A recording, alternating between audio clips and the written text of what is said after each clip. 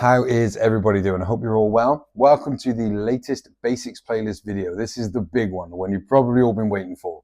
Canister filters. Objective of today is to give you some pros and cons so that you can decide whether a canister filter is really right for you.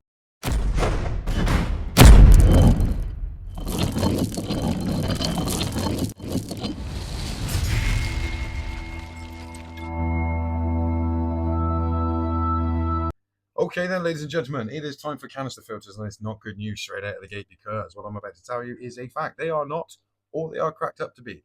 They are not what your local sickly keeper from your local club told you they would be, because if they were, then he wouldn't have 6 of them on his 200-litre aquarium. But I am a fan of canister filters. I know some people are dead against them. Some people think they are the best thing since Mila Kunis, but no, they are just a tool. What do I love about canister filters? Okay, let's cover the basics that everybody else covers. They keep your hands out of the tank. When it comes to maintenance, the way they're designed is the things that you need to maintain on a more regular basis. We're not talking about stripping hoses and things like that, but that is something that may need to be done, which you won't need to do with any other type of filtration other than a sump. Is that can is all you need to maintain on a regular. So you don't need to put your arms in the tank. You don't need to get wet. If you have any skin issues that the water might aggravate, that's not going to happen for you. If you have moisturizer or sun cream on your hands, it's not going to affect the fish because you're not putting your hands in the tank. Now, with that filter being out of the tank, that's another bonus, because that big ugly box, well, that's hidden away somewhere. You have limited the visual impact that the filtration is having on your aquascape. And that big can is big, certainly bigger than anything you'd put on the inside. And what does that mean? It can hold a lot of waste. Some of them are actually comparable to kitchen-sized bins. So the amount of stuff that you can get in there before you actually need to maintain it, I mean, it would be best practice to maintain it before then, but before you absolutely have to, depending on your stocking, it can be a year, 2 years. I mean, we've got canister filters here that are maintained once every 9 months. We have some here that are maintained once every 2 months. But there's certainly no sponge filter here that goes more than 2 weeks without being squeezed out. So there is that. They are fantastic at mechanical filtration. Absolutely fantastic. Why? One, you could fill the thing full of sponge media if you like. And two, because they generally have quite a high output, that water has to come in the other end. So compared to hang-on backs or sponge filters, the actual draw into the intake is far superior. Sort of drawing from a further afield, if you like. Now, the insides are very customizable, but it's not just the insides that are customizable. The intake and the outtake are as well. With a sponge filter, you have no choice. With an internal canister, you have no choice. With a hang-on back, you certainly have no choice. But with your external canister filter, where you place your inlet and outlet in the tank, anywhere you want. One on opposite ends, so the water's flowing out in one corner and going back in from the other end of the tank, or both in the same corner like we have on a few setups. But it's not even just placement. You can choose and adapt and modify how the water comes out. Is it going to come out under pressure? A low flow nozzle? A spray bar? Dual nozzles? A high pressure nozzle and a spray bar? Whatever you want. You can direct the flow anywhere you want. What you certainly cannot do with an internal canister filter is fire the flow directly down. Now, you can do that with a jet nozzle, or you can do it more sensibly with a spray bar, eliminating dead spots. These things are hugely customizable. Now, there are high flow and low flow options. So one of the high flow types, though, I would say, is a Fluval 407. Turns over a fair amount of water. A low flow option is one of the canisters that is my absolute favorite, the Eheim Echo Pro range. They are a low flow. They churn over a lot of water, but it doesn't come flying out. Now, just touching back on adaptability. We've talked about how adaptable the water going in and out and shaking it all about can be, but inside that canister, you can do whatever you want. This is essentially now an all-in-one sump system with a lid on. So you've reduced the risk of leaking from a sump down to a canister filter. You can put anything you want in there, all sponge. If you've got a pre-filter or biological media, don't do that. There is genuinely no need for that unless you're running one FX6 on a 10,000 litre pond with no decorations in it that has 15 stingrays. Then there is a case for needing that much surface area from biological media. But other than that, no, don't do it. But you can add chemical filtration, your carbons, your resins. You can do anything you want. Now, a side note, one of the most important things to understand about your canister filter is they are all different. The way the water flows through the internals is the single most important thing for you to understand when it comes to setting up a canister filter in any way other than what OEM specifies. Take the Eheim Echo Pro. It's a very, very simple design. The water comes in, it's spread around the outside of the cylinder, it hits the bottom after going through the sponge pre-filler, and then it's drawn up through the middle where the biological media is. Now go and look at a diagram for one of those oases. I'm not even sure they're accurate because they're all over the place. All over the place. Some of the fluvals can be quite hard to understand as well. Like initially when you take open one of the 07 series, it kind of looks like the water snakes up through one set of sponges and then down through another. But I don't think it does. I think it just drops down through both, across the bottom, and then up through the media, the ceramic media. But it is very important for you to understand how your particular canister filter actually flows. And they are quiet. They really are pretty quiet. I mean, there are fluvals all over this place, and the Eheims. In fact, yeah, that's the only brands we run. Fluvals and Eheims. Not one of them is noisy. Not one. So there we've covered what everybody tells you is great about them. Do you know what my absolute favorite thing about a canister filter is? Once you have a canister filter, and the same can be said for sumps, although sumps generally have hard plumbing. So in that instance, it's not really suitable. So we are kind of back to just canister filters. Once you have an external canister filter, your entire filtration system becomes much more expandable. What does that mean? The hoses connecting that plastic can underneath, to the inlets and outlets are a gateway to other possibilities. Those hoses can be cut and more equipment can be put in line. Starting basic, you can have an inline heater. Oase even put it in with some of theirs, but that's, yeah, whatever. An inline heater takes another piece of equipment out of the tank, again lessening the visual impact of equipment inside your aquascape. Cool. A UV. A UV sterilizer is actually quite hard to put anywhere near an aquarium that doesn't have an external canister filter because they're kind of all designed to run on external canister filter hosing. But you're doing a big planted tank. Maybe you don't want an ugly glass CO2 diffuser and micro bubbles pouring out of it like some weird Chernobyl accident in Atlantis. Well, now you can have an inline CO2 reactor. All that equipment can be removed from inside of the tank purely because you have a canister filter. So that is my main love of canister filters. And you know what? I don't run any of those options.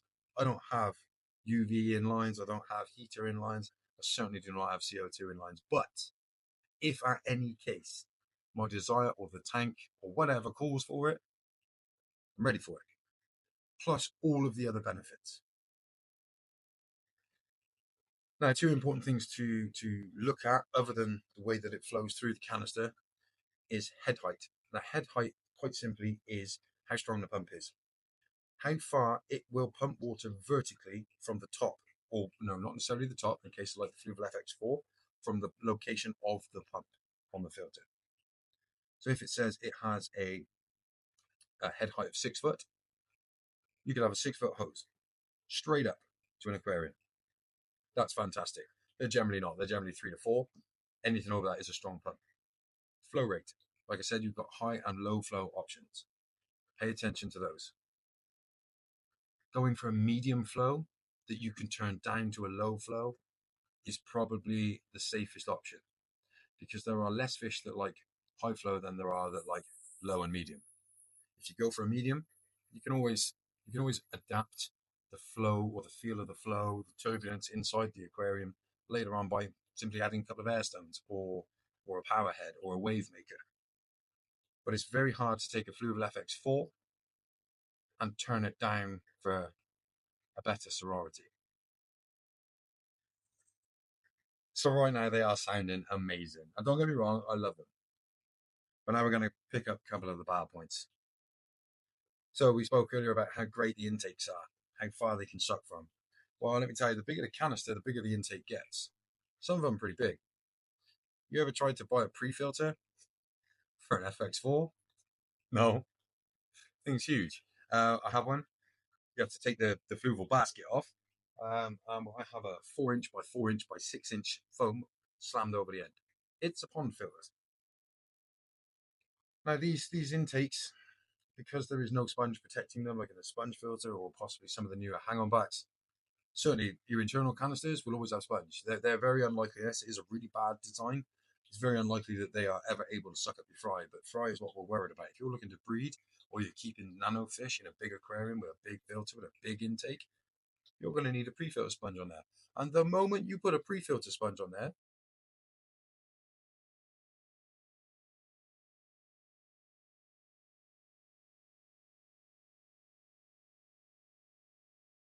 you can forget keeping your hands out of the tank as a good point.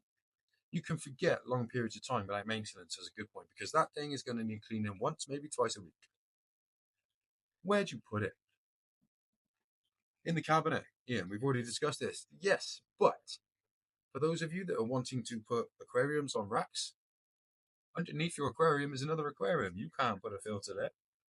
We've got tanks here that are not on aquarium stands. There is nowhere to put them directly underneath the aquarium, and it looks ugly. I'm looking right now at a Fluval 307 sat next to a tank with a power strip sat on it. It doesn't look good. Out of sight, out of mind. Because you can't see a canister filter clogging, it gets ignored a lot. Oh, well, it must be fine. Fish is still alive. I can see water movement. Yeah, but over the last couple of weeks, how much has that water movement at the surface declined? You're not quite sure now, are you? Involved maintenance. When it does come time to rip those things apart, it's a lot more involved than anything else. Now, these little cheap sponge filters that we run are the ones that sucker onto the back because you literally reach in, lift the sponge out. There's no messing around with sloughing off and taking the thing apart to get the sponge. It just pulls off, you squeeze it out, you slide it back on. Fantastic. Well, the canister filter, they do make it as easy as they can. The Echo Pro range from Eheim, fantastic. The Fluval disconnect, even better. I think the 07 range, I don't think there's a better way to disconnect a canister. An FX4, 2, or 6, yeah, it's not great.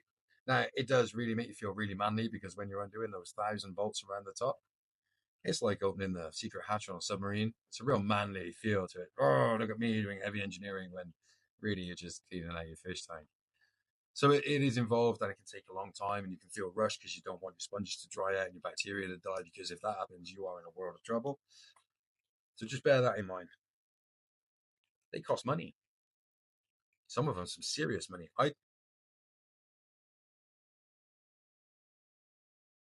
The APS 500 that I did a review on and modified is really good, especially after the modifications. Don't use it how it comes out of the box. Don't use it OEM. But that's only about 25 quid. Now that's good. No, it's not an external canister like that. It's a hang on back, but that is good. Other than that, there is not one single external canister filter that I would even think about recommending to you that does not cost at least 100. They're just not cheap. The cheaper ones like the Suns and which is also APS, All Pond Solutions, they are terrible. And don't get me wrong, 15 years ago, I got suckered into that. I had a 2,000 liter thing with a UV built in that never worked. And they're great until you try to maintain them. And then you've stuffed so much media in there, possibly because you've been listening to some Geordie tells you need to put 4.5 tons of ceramic bio crap in your filter. And then when you try to pull the awful little handle, because the tray's stuck, because one piece of sand got between their tolerance levels, and it just comes away. You have no other way to get that tray out. Now it's to turn it upside down, bang it, pray, hope. Trust me, you will know the difference between a cheap filter and a quality filter when it comes to maintaining a quality filter. That's when you'll notice. Just don't entertain the cheaper ones. I promise you, learn from our mistakes. They're expensive to run. So not always. So I'm banging on about it again. Yeah, I know the Eco Pro from Ehan, 5 to 7 watts. The big one runs 7 watts. That's the same as a Tetra air pump. It'll filter a 200-litre tank. No worries. No problem. They claim 300. Yeah, I don't know. I don't think it's got the flow of the circulation rate for it. Canister filter size, 100%. But look at your Fluvals there. 10, 15, 20, 35, nearly 50 watts for an FX6. And at the end of the year, if you calculate that, because that runs all day, it's not like your toaster that you put on for 3 minutes in the morning. It runs 24 hours a day. Look how much that costs you in a year. And it's an actual number. That's an eye opener. That's when you start thinking, oh, geez, I'm going to turn the lights down a little bit and just do whatever I can to pull back on that. Because it does add up. It is a number, especially if you're looking at using more than one. The extra water volume, as people give this, oh yeah, get a canister filter, it increases the volume of your tank. Yeah, it does, obviously, but I don't know what's in that Fluval 307 there. Maybe 4 liters. Right, let's go 5. Let's say there's 5 liters of water in there. It's on a 200-litre tank. That 5 liters don't mean shit. Like, I've already mentioned the Geordie that likes to cram too much bio stuff in.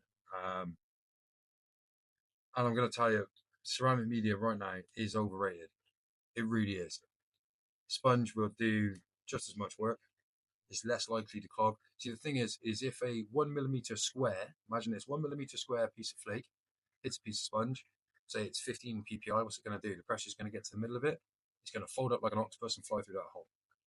It's going to get broken down by the little web of foam that it then comes into contact with.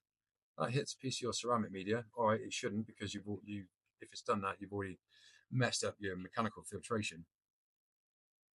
But gunk builds up. If that blocks 1mm square of pores on your CCAM matrix, the surface area percentage reduction is phenomenal. Just don't buy into you need 50 tons of this. Half a kilo is all you'll ever need, because if you do need an external filter which is full of biomedia, you've done something wrong. You've either misunderstood how it all works, or you've you put an arapaima in a 240-litre tank with no decoration. Yeah. How you get to that point is beyond me. There's 300 fish in the 240-litre I'm looking at right now. I could run that with a sponge filter, 100%. So where a canister filter really comes in is the mechanical filtration. Don't worry about biological filtration. Put a bit in for best effort, cool. But really, anyway, the last one, I'm going to leave it there, is there is always a risk of leaking, because water is leaving your tank and returning to it. There is always a risk of leaking. So I try not to get myself wrapped up too much in my little ranty opinions. You guys avoided that quite well for me. But the objective of today was to make sure that you had all of the good and bad points that I can think of with ration behind them, rather than just biased opinion, so that you can make the correct decision, an informed decision on which type of canister filter, if a canister filter at all is even the right type of filtration for you. Now, if this is the first one you've seen, go back down the basics playlist, and we've got everywhere from sponge filters up to this point. Sponges, hang-on-backs, internals, they're there. It could just be that one of those is better suited for you. And it doesn't always have to be about your fish. It doesn't have to be about the size of your tank or your electricity bill. It could be something as simple as how strong you are, your mobility, your disability. And on that cheery note, I'm going to leave you to it. Hope everybody finds a reason to smile today, and we'll see you in the next one.